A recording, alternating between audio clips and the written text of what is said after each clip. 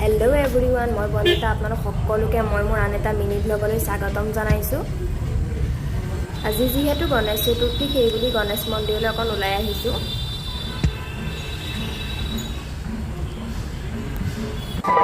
মন্দিৰটোকে চাকি জ্বলাই সেৱা কৰিলোঁ, লগতে তাত নাম গাই আছে। নাম গাই থকাও উপভোগ কৰিলোঁ, ভাল লাগিলে চাই পেলাই।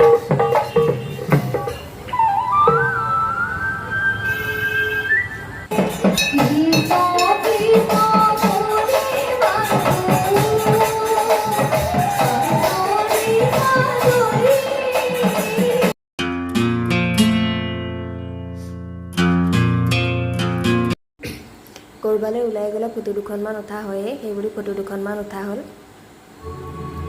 তাৰপিছত ঘৰলৈ উভতি আহি আছোঁ।